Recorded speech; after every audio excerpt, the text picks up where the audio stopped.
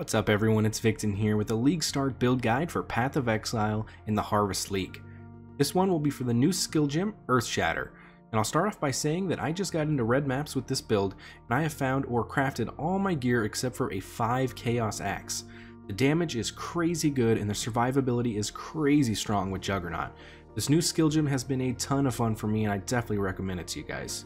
If this will be your first character in the league, or you just don't have too much currency, but still want to crush all the content all the way to red maps, then this build is definitely for you.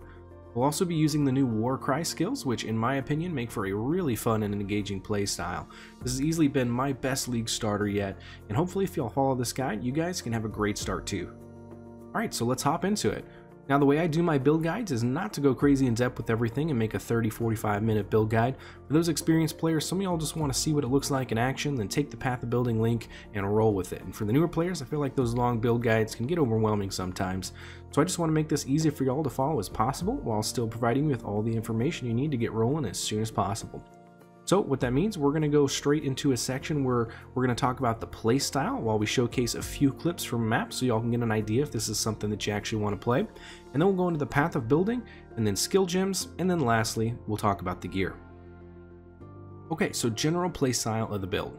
Basically, you'll be dashing around a ton super fast, and then when you get to a pack, you'll Seismic Cry for boosted damage. Then you'll slam your Earthshatter 1 or 2 times, which will typically kill everything around you, except for some rares, at which point you would then Intimidating Cry for 3 swings of double damage boost, which will pretty much always one-shot anything up to and including some bosses. And as you Warcry, you'll also be exploding your spikes from Earthshatter, which sometimes when stacked right will do even more damage than your main hits. And then for bosses, you'll throw down your Ancestral Protector Totem for some additional damage, and then repeat the combo of Seismic Cry, 2 slams, then Intimidating Cry, and then 3 slams, and repeat until it's dead. And as a life-saving backup, you'll have Enduring Cry, which is a crazy fast heal as needed. Or if your other cries are down and you want to explode some more spikes for some additional damage, you can Enduring Cry there as well. And that's it. Super basic, yet super engaging and a really fun playstyle that I have been really enjoying. So let's keep some of this footage rolling in the bottom here while we go into these next sections. Alright, so next we'll talk about the passive skill tree. First and foremost is you'll need the desktop app Path of Building, which is a skill tree planner basically used in every single build guide out there. A link will be in the description if you do still need to download it.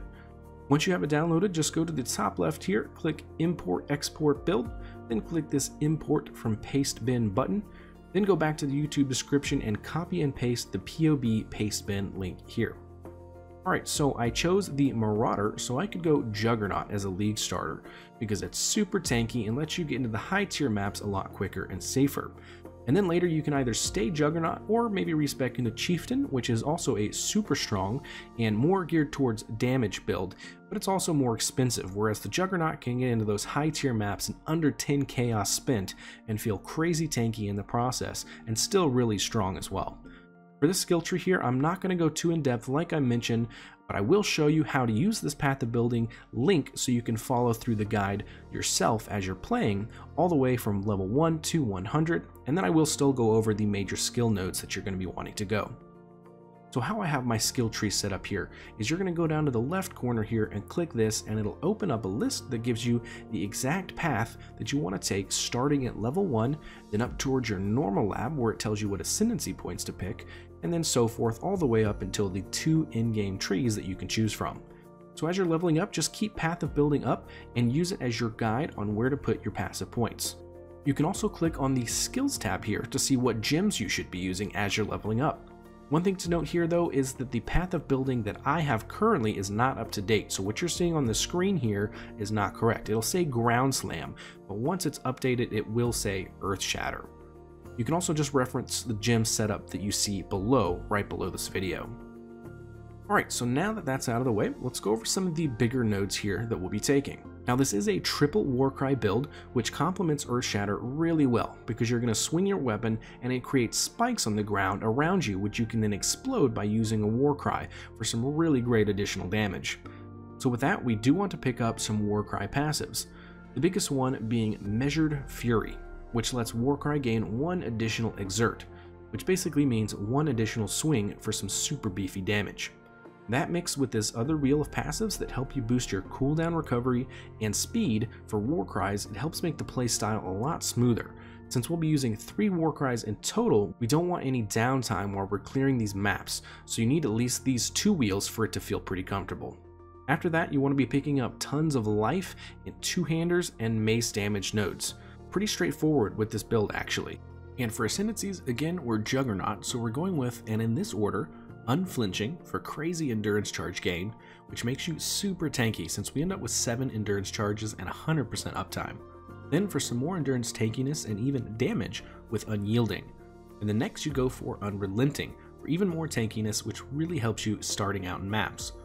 And lastly we pick up Unbreakable, which seals the deal that you're a tanky madman that can face tank the in-game bosses, all the while dishing out some mad damage from your Earthshatter and Warcries. And talking about Earthshatter and Warcries, that brings us to our gem setup. Our main skill will obviously be Earthshatter, with your 4 link being Earthshatter, Shockwave, Melee Fizz, and Pulverize. And then you add in Fortify for your 5th link, and lastly Brutality for your 6th link. The 3 Warcries that we're going to be using are Seismic Cry, Intimidating Cry, and Enduring Cry. And you'll always be following this pattern when hitting your Warcries.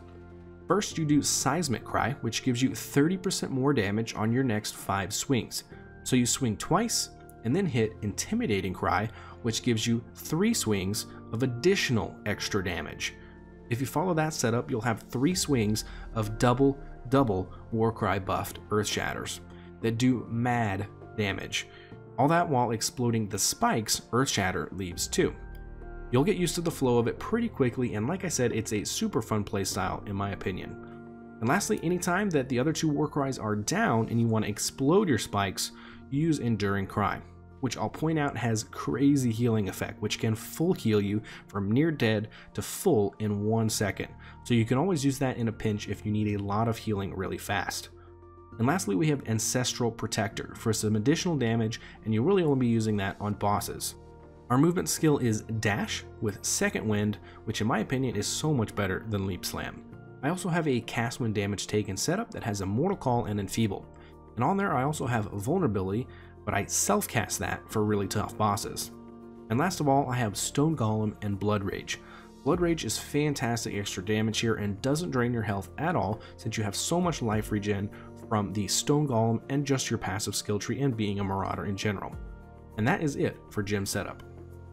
Lastly, let's go over the gear that you're going to be using. So for all League starters, you want to start with something that's very cheap so you can farm currency without needing to spend much to be strong, and this build definitely does that. All of my gear except for my mace, I found or crafted myself, and I've made it safely and easily to the high tier red maps within 1 day. Now, the mace ranges from 5 to 10 chaos depending on the rolls, so again, this build is crazy cheap because that's all you need to get going. For all the gear I'm wearing right now, I basically just went life and resists and that's it. Nothing crazy here. And I only have a 5 link that I made from harvest crafting, which everyone can easily do in this league actually. And as far as flasks, all you need again is the basic life flask with I would say bleed immunity at least, and 1 to 2 movement flasks, and you're good to go. You're tanky enough to get all the way to red maps. Like I said, basically I feel very confident that you can get to red maps with anywhere between 0 and 10 chaos. Absolutely no problem. The Earthshatter and Juggernaut combo is that strong. Of course, if you do end up wanting to spend some extra chaos as you progress, you can always get some of these upgrades.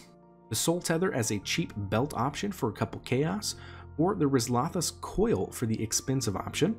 A double socket Tomb Fist gloves will also get you a ton of extra damage, just like the Lion's Roar Granite Flask. Once you get those upgrades, you'll be moving into the in-game version of this build, and we'll save that for the second part of this guide, which will be coming out in a couple days, so if you're interested, check back in for that one. And that's really it, guys. Like I said, I'm trying to keep this simple enough to where you can see what the build looks like and get the info you need to get rolling as soon as possible if you actually are interested. And I do hope you enjoyed this guide and learned a thing or two about this build. And if y'all do choose this as one of your first characters in this league, definitely let me know in the comments how you're liking it. And if you're doing anything different with the gear, the skill passive trees, let me know and I can check it out and see if I like it too. Anyways, thanks everyone, and I'll see y'all in the next one.